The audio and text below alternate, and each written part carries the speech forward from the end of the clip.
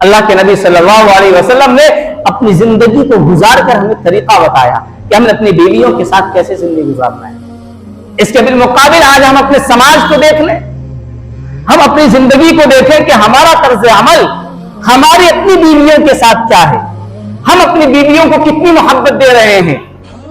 हमने देखा अभी इसी हफ्ते की एक रिपोर्ट है बुलंदशहर की, एक शौहर ने अपनी बीवी की सिर्फ इस बात पर पिटाई कर दी, सिर्फ इस बात पर पिटाई कर दी कि चाय में चीनी ज्यादा हो गई, चाय में मीठा ज्यादा होने की वजह से उस शख्स ने अपनी बीवी की पिटाई कर दी और इतना मारा कि वो उसकी बीवी मुतासिर हुई और वो बीमार पड़ी, वो अपने घर आई, मैके आई और उसने फैसला कर लिया कि अब मुझे उस घर में नहीं रहना। ये हमारे मुस्लिम मुआशरे का है। सालन में नमक तेज हो जाए तो फौरन तलाक तक बात पहुंच जाती है। मेरे भाइयों, शरीयत ने जितनी चीजों को हलाल किया है, जितनी चीजों को हलाल किया है, उन तमाम चीजों में सबसे मक़बूज़ इंदल्लाह, जो सबसे ज्यादा अल्लाह को नापसंद है, अल्लाह के नजदीक जो सबसे ज्यादा मक़बूज़ है, जिस पर अल्लाह का गज़ब नाज़िल होता है, वो है तलाक।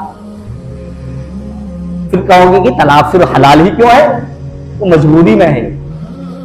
उस मजबूरी का नाजायज फायदा उठाया है मुस्लिम समाज ने। इसलिए मैं कभी सोचता हूं कि जब मुसलमानों ने कुरानी अहकाम को छोड़ा, अल्लाह के नबी के फरमान को बालाए ताक रखा, तो अल्लाह ताला ने नरेंद्र मोदी की शक्ल में लाठी लेकर भेज दिया कि जाओ तुम 3 तलाक पर पाबंदी लगाओ। ये शरीयत ने मना किया है, नहीं दे सकते आप तलाक, 3 तलाक, इजाजत नहीं है शरीयत की तरफ से।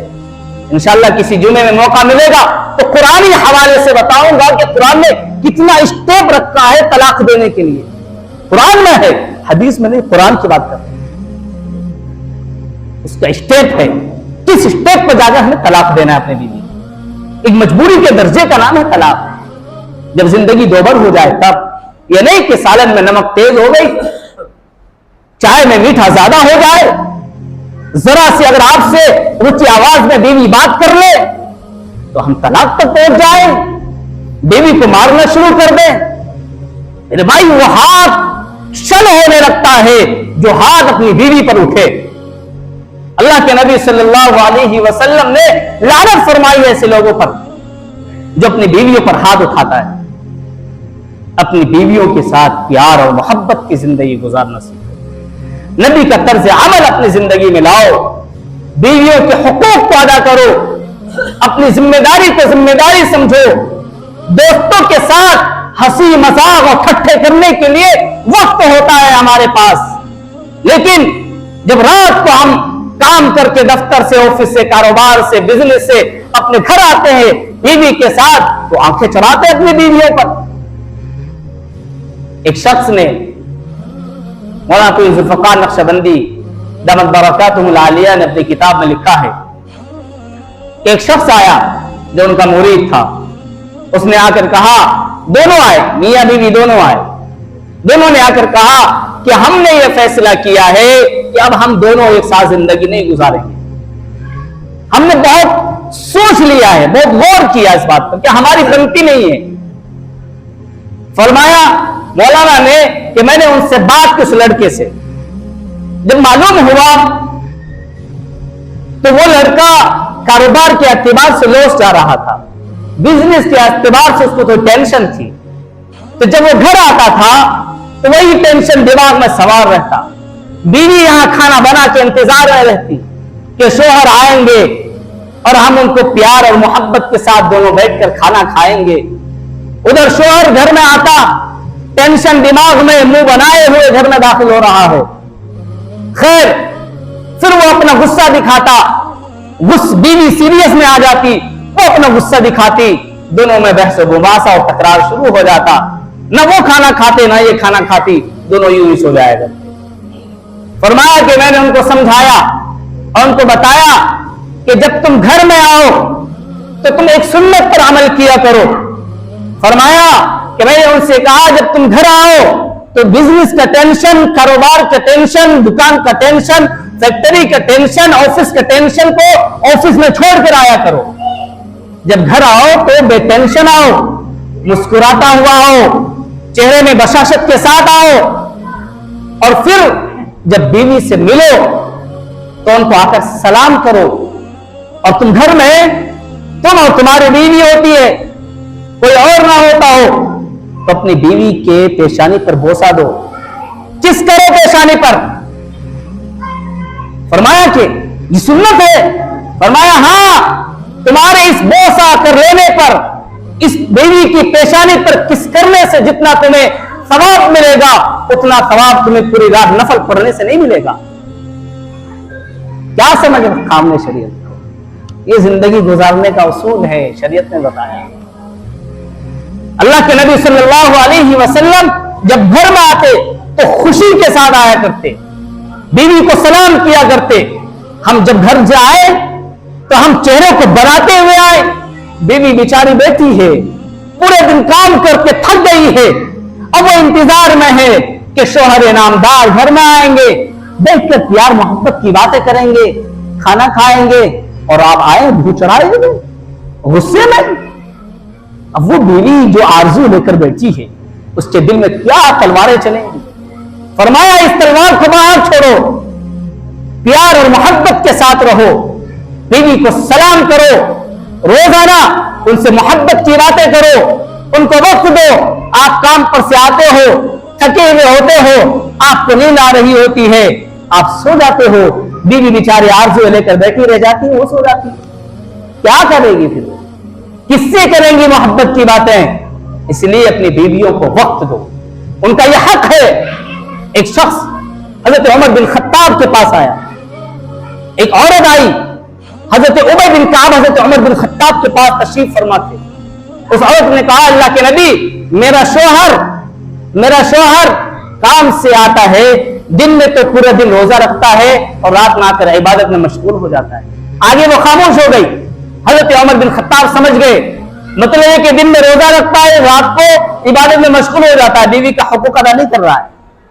हजरत उमर बिन खत्ताब ने उसके शोहर को बुलाया और फरमाया, हर 3 दिन में अपनी बीवी से मिलाप करो, हम बिस्तरी करो, ये बीवी का हक है।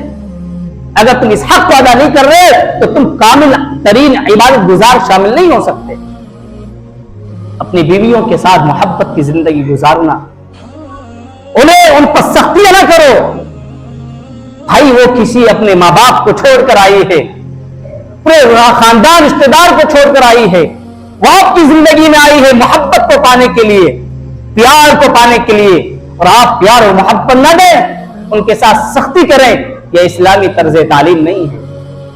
बहुत से शौहर अपनी बीवी को खर्चा नहीं देते। खर्चा देने का मतलब घर का खर्चा नहीं, उनका जाती खर्चा।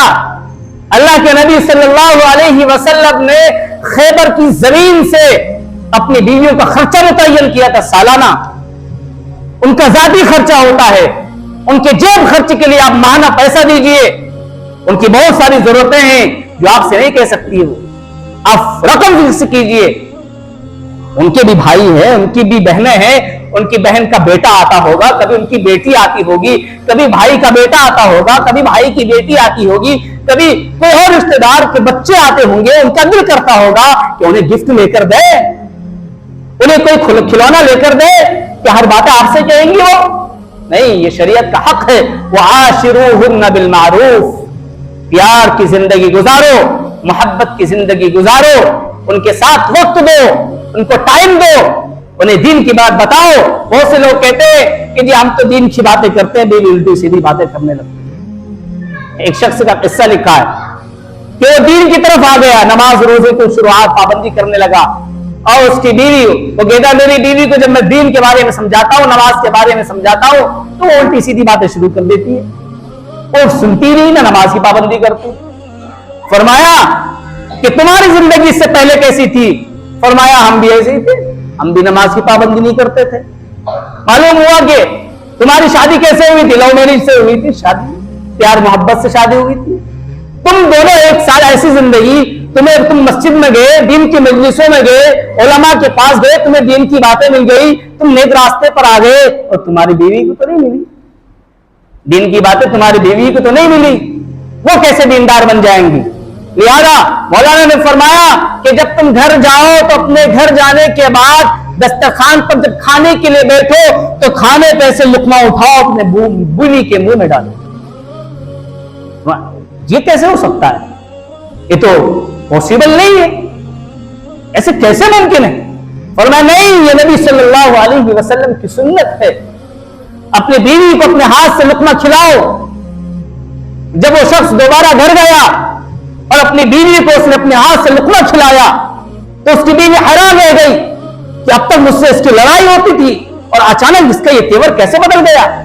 उसे बताया कि आपका ये तेवर कैसे बदला?